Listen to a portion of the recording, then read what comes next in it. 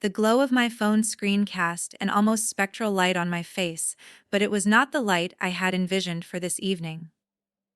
My name is Madeline Hayes, and on my 38th birthday, I had planned an event of profound significance. A dinner, held in a private room at a local soul food restaurant in Jackson, Mississippi. A place of genuine warmth, where the aroma of fried catfish and collard greens promised a sense of home and belonging. I had reserved the room, selected the menu, and meticulously paid for everything, expecting my family to show up: my father, my mother, my brother, and my aunt. The anticipation had been a tight, joyful coil in my chest. Then, my phone had chimed with a text from my father. My stomach dropped as I read the 5 words that would change everything. Don't expect anyone to show. A quiet, disbelieving panic began to set in, no explanation, no apology, just a cold, blunt declaration. I felt an inexplicable need for clarity, a desperate hope that this was all a terrible misunderstanding. I opened my social media, and there it was, an image that hit me with the force of a physical blow. A group photo. My father, my mother, my brother, and my aunt, all lounging by a pool in Miami, their sunglasses gleaming in the bright sunlight. The caption, a final, cruel punctuation to the betrayal, read, "Finally together." I stared at the screen, my hands shaking, the polished wood of the table suddenly slick beneath my fingertips. They had not just skipped my birthday.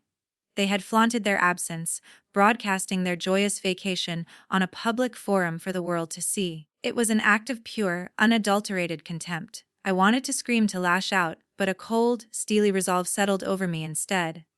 I typed one reply, my fingers moving with a grim purpose. What a coincidence.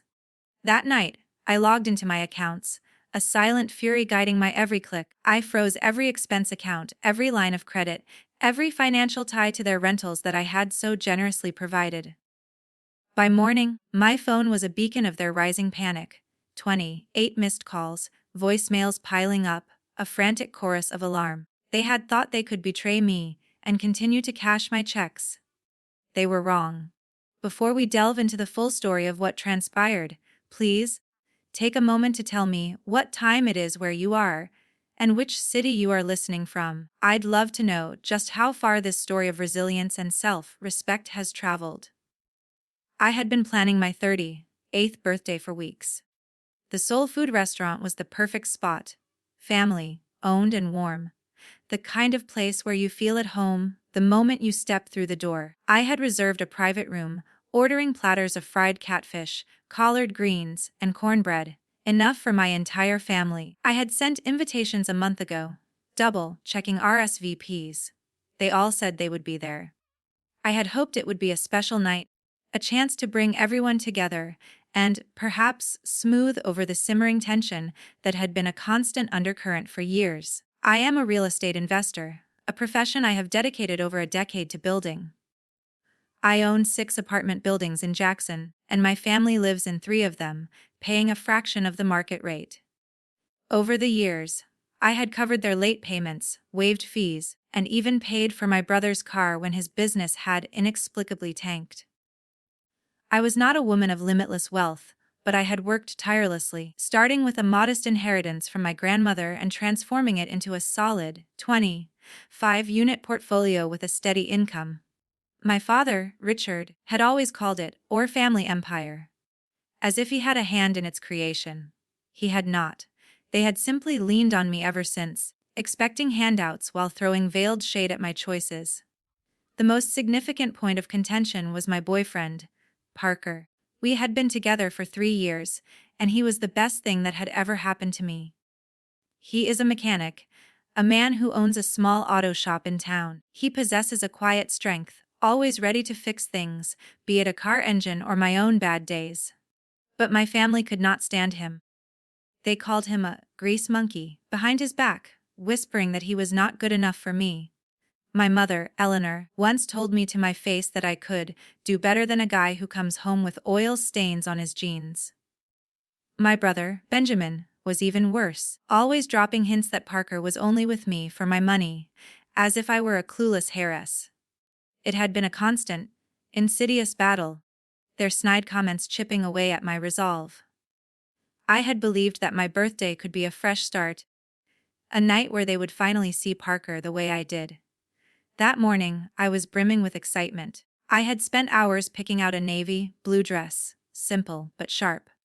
Parker had helped me set up the restaurant, hauling in decorations and joking about my enthusiasm for balloons. I had laughed, but deep down, I was nervous. My family had never been easy. My father is the kind of man who expects everyone to fall in line with his plans, always concerned with family image. My mother backs him up, nodding along as if his every word were gospel. My brother is perpetually chasing some get-rich-quick scheme, leaning on me to bail him out. And my aunt, Victoria, is the queen of gossip, stirring the pot whenever she gets the chance. Still, I had hoped they would show up, eat, laugh, and perhaps, for once, act like a real family. I arrived at the restaurant early, checking the setup. The tables were perfect, candles flickering, music playing softly. Parker was there, looking sharp in a button-down, even though he detests dressing up. He squeezed my hand, telling me it would be a great night. I wanted to believe him. Then my phone had buzzed. I had assumed it was my father saying they were running late. I opened the message, and my heart had stopped. "Don't expect anyone to show," he wrote. No explanation, no apology, just those 5 words. I reread it, thinking it must be a mistake. My father had always been blunt, but this was a gut punch. I stood there, staring at the screen, feeling the room shrink around me. Parker asked what was wrong, but I couldn't speak. My family had not just ditched me. They had not even cared enough to fake an excuse. I had spent thousands on them, carried their weight for years, and this was their repayment. I was not just hurt, I was done. I stood in the restaurant, the candles flickering on empty tables, my phone heavy in my hand. My family had ditched my birthday with no warning and no excuse. I needed to know why. I opened my social media app, hoping for some clue, perhaps a last-minute emergency, but instead, I found a photo that hit me like a freight train. There they were, my father, my mother, my brother, and my aunt, all posing by a Miami pool, drinks in hand. The caption read, "Finally, together." I stared at it, my pulse racing, my mind trying to make sense of the cruel reality. They weren't just skipping my party, they were on a full-blown vacation, flaunting it for the world to see. And I wasn't invited. I scrolled through the comments, a chorus of heart emojis and "looks like fun" from friends and cousins. Not one of them mentioned me. My Aunt Victoria had posted the photo, her usual smug grin plastered on her face. My brother, Benjamin, was laughing, his arm around my mother, who looked happier than I had seen her in years. My father, Richard, stood in the center, proud, like he had orchestrated the whole thing. This wasn't a last-minute trip. They had planned it, kept it a secret, and chose my birthday to rub it in my face. I felt like I had been erased, as if I were no longer a part of the family. For my entire life, I had carried their weight: cheap rent, loans, favors, and this was their thanks. A public slap, captioned, "Finally, together," as if I were the one holding them back. I wanted to scream, to call them out right then and there, but a cold, hard resolve settled over me. I had spent years letting their jabs slide, swallowing my hurt to keep the peace. Not this time. I locked my phone, took a deep breath, and looked at Parker. "Let's eat," I said, my voice steadier than I felt. He raised an eyebrow but didn't push. We sat down at the table meant for 10, just the 2 of us, surrounded by untouched platters of catfish and cornbread. The waiter, sensing the mood, kept his distance. Parker cracked a joke about the balloons still floating above us, trying to lighten the heavy air. I forced a smile, but my mind was racing with a new, dangerous purpose. They thought they could humiliate me and keep cashing my checks. They had no idea who they were dealing with. As we ate, I started piecing it together. My family had always been obsessed with appearances. A big house, fancy trips, the perfect image. They hated Parker because he didn't fit their mold, a hardworking mechanic who didn't care about their social ladder. This Miami trip wasn't just a vacation. It was a statement. They wanted to show me I didn't belong, that I was the outsider for choosing a man who was good for me. I thought about the apartments I owned, the ones they lived in for pennies. My brother's failing business propped up by my generosity. My father's empty boasts about our empire. They had taken everything I had given them and thrown it back in my face. I wasn't just angry. I was done playing their game. I leaned across the table and looked at Parker. They think they can cut me out, I said, my voice low. They're wrong. He nodded, his eyes steady, like he knew I was cooking up something big. I didn't tell him the details, not yet. But in my head, a plan was forming. I would hit them where it hurt most, their wallets. I had given them too much for too long, and they had mistaken my kindness for weakness. They wanted to play dirty. I would show them I could play dirtier. By the time we finished dinner, I felt a strange calm.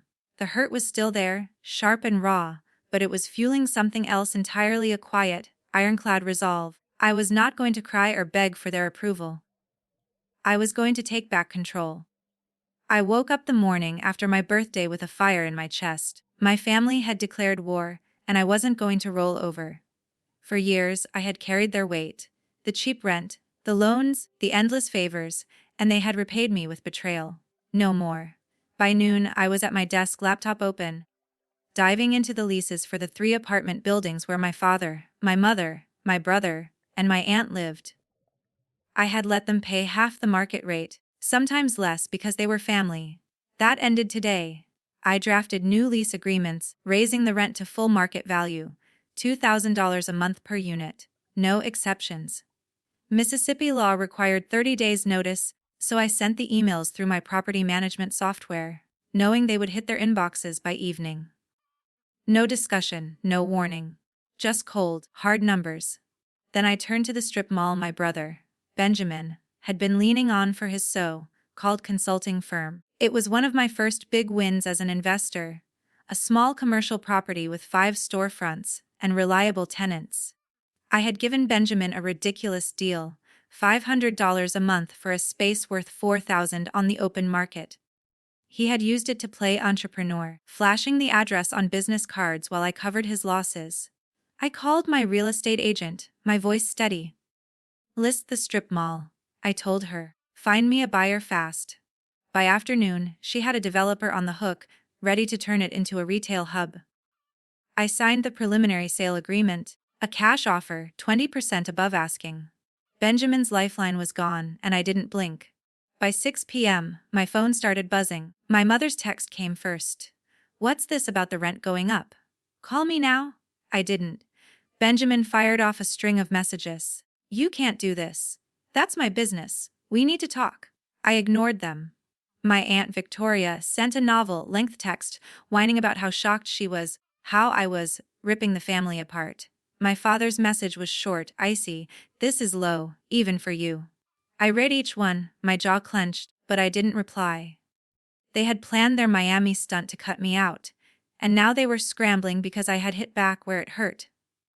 By morning, my phone showed 28 missed calls, voicemails piling up, first angry, then desperate. They thought they could guilt me into backing down. As I had done for years, they were wrong. I sat with Parker that night, sipping coffee at our kitchen table. They're freaking out, I told him, sliding my phone across to show the texts. He scanned them, shaking his head, a faint smile on his lips. They didn't see you coming? He said. I nodded, a mix of satisfaction and heaviness settling in. This wasn't just about money. It was about taking back my power. My family had treated me like a bank, cashing my checks while sneering at Parker, at me. Raising the rent and selling the strip mall wasn't just revenge. It was me saying I was done being their doormat. I had poured thousands into their lives. The rent discounts, the car loans, Benjamin's endless failures, and they had repaid me with a public snub. Now, they would learn what life looked like without my support. My father, Richard, and my mother, Eleanor, showed up at my doorstep 3 days after I raised their rent and listed the strip mall.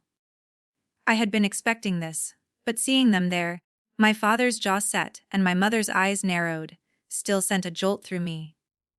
Parker was at his shop, so it was just me standing in my living room, facing them down alone. My father didn't waste time.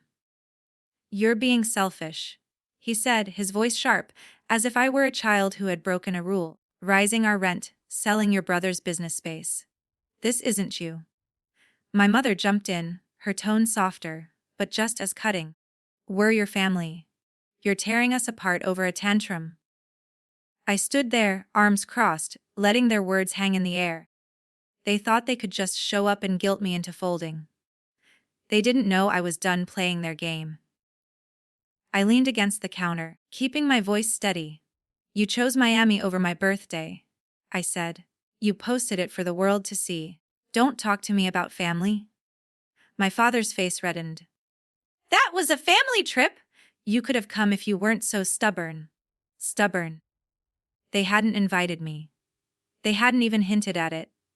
My mother tried a different angle, her voice trembling as if she were on the verge of tears. We didn't mean to hurt you. We just needed time together. You've been so distant. Distant? I had been covering their rent, bailing out my brother, and swallowing their jabs about Parker for years. I shook my head. You don't get to rewrite this. You made your choice. My father stepped closer, pointing a finger. You think you can cut us off? We built you up. You'd be nothing without us. That hit a nerve, but I didn't flinch. I built myself. I said, my voice ice cold. Those apartments, my work, that strip mall, my investment. You've been living off me, not the other way around. My mother gasped as if I had slapped her. How can you say that? We're your parents. I didn't back down. Parents don't ditch their kid's birthday and flaunt it online. You did? They stood there stunned, as if they hadn't expected me to fight back. I wasn't the pushover they thought I was anymore. Before they could say more, my phone buzzed with an email from my bank. I glanced at it, and my stomach tightened. An alert about a credit inquiry. Someone had tried to open a loan in my name. I opened the details, and there it was. My brother, Benjamin's name, tied to an application for a $50,000 business loan using my credit and my properties as collateral. He had gone behind my back, thinking he could cash in on my name to save his failing business. I looked up at my father and mother, my anger boiling over. Did you know about this? I asked, holding up my phone. They exchanged a glance, and my mother's face paled. He's desperate, she said. He didn't mean any harm. I laughed, a sharp, bitter sound. No harm. He tried to steal from me. I pulled up the bank's number, called them right there, and reported the fraud. The loan was denied. My credit was locked, and my brother's scheme was dead in the water. My father tried to interrupt. You're overreacting. He's your brother. He needs help. I cut him off. He needs to grow up, and so do you. I told them to leave, my voice firm. There's no deal to make here. The rent's going up. The strip mall's sold. You figure it out. My mother started to cry, real tears this time. But I didn't budge. You should have thought about family before you ditched me, I said. Get out. They left. My father muttering about how I would come around. My mother sniffling as if I were the villain. I shut the door, my hands shaking, but my resolve solid. Parker got home an hour later, saw my face, and pulled me into a hug. What happened? He asked. I told him about the confrontation, the loan attempt, everything. They think they can bully me into backing down, I said. He squeezed my hand. They don't know you at all, do they? I shook my head, a small smile breaking through. He was right. They had underestimated me. Thought I would cave like I always had. But I was done bending. The fallout from my confrontation with my parents was still fresh when my phone buzzed with a text from my friend Nathan. Need to talk. It's about your brother. Can I come over? I had known Nathan since college, a real estate broker who had helped me close my first property deal. He wasn't one for drama, so his urgency made my stomach twist. I texted back, come now. An hour later, he was at my door, his face grim. Parker was home, tinkering with a carburetor in the garage, so I led Nathan to the kitchen table. What's going on? I asked, bracing myself. He didn't sugarcoat it. Your brother's been shopping your properties to investors, claiming he has power of attorney over your portfolio. He's trying to sell your apartments to cover his debts. I stared at him, my pulse spiking. My brother had already tried to use my name for a $50,000 loan, and now this. Power of attorney, I said, my voice sharp. He has nothing. Everything's in my name. Nathan nodded, pulling out his phone. I heard it from a client, an investor who got a pitch from him. He's saying you're unstable, and he's stepping in to manage the family assets. A cold fury settled in my chest. My brother wasn't just desperate, he was scheming to steal what I had built. What's his play? I asked. Nathan sighed. He's targeting a shady developer, promising a quick sale. I stalled. The guy said I'd check with you first. I gripped my coffee mug, my knuckles white. He's got no legal ground, I said. But he's banking on you not noticing until it's too late. Nathan's words hit hard. My brother had always been reckless, chasing get-rich-quick dreams while I bailed him out. But this was a new low, trying to sell my properties behind my back, lying about my mental state to make it stick. I thanked Nathan, told him to keep the investor on hold. Don't let him know I'm on to this, I said. He nodded, his eyes steady. You've got this. Just be careful. After he left, I sat there, the weight of my brother's betrayal sinking in. He wasn't just after money. He wanted to erase me, to take everything I had earned. As I processed Nathan's news, my phone pinged with an email from my attorney, Jennifer. I had hired her years ago to handle my property contracts, a sharp lawyer who didn't miss details. The subject line read, "Urgent your grandmother's estate." My heart skipped. My grandmother had passed 5 years ago, leaving me a small inheritance I had used to start my business. I opened the email, and my breath caught. Jennifer had uncovered a trust fund my grandmother had set up, one I had never known about. It was worth $500,000, tied to a single condition. It could only be activated if I stopped financially supporting my family. The trust's terms were clear. My grandmother had written it to ensure I would stand on my own, free from their demands. Jennifer's email ended with a note, "Given your recent decisions, you're eligible to claim this now. Call me to proceed." I sat back, stunned. My grandmother had seen this coming. She had known they would try to bleed me dry, and she had left me a way out. The timing was uncanny. I had just raised their rent, sold the strip mall, and cut them off after their Miami stunt. Now this. It felt like a sign, a final, unequivocal act of love from beyond the grave. I called Jennifer immediately. "Is this for real?" I asked. Her voice was calm, professional. "It's ironclad. The trust is yours, but you have to maintain the cutoff. No rent discounts, no loans, no support." Your grandmother was clear. I nodded, though she couldn't see me. "I'm done with them," I said. "Let's move forward." She promised to start the paperwork, and I hung up, a strange mix of relief and profound resolve washing over me. I told Parker everything that night, pacing the living room as he listened. "My brother is trying to sell my properties," I said, my voice shaking with anger. "And my grandmother left me $500,000, but only if I keep them cut off." Parker's eyes widened, but he stayed calm, his hand resting on mine. "Your grandmother knew you'd need this," he said. "And Nathan's got your back. Jennifer's on the case. You're not alone in this." I squeezed his hand, grateful for him in a way I couldn't put into words. My family had tried to break me, but I was stronger than they thought. With Nathan's warning and Jennifer's email, I had the upper hand. I spent the next day digging into my brother's scheme. I called my property manager, confirmed every lease and title was locked in my name. No loopholes, no power of attorney. I told her to flag any inquiries about my properties and report them to me directly. Then I emailed Jennifer, asking her to monitor my brother's moves for any legal missteps. If he was pitching to shady developers, he was likely breaking laws, and I wasn't going to let him slide. The trust fund was a game changer. It wasn't just money. It was freedom.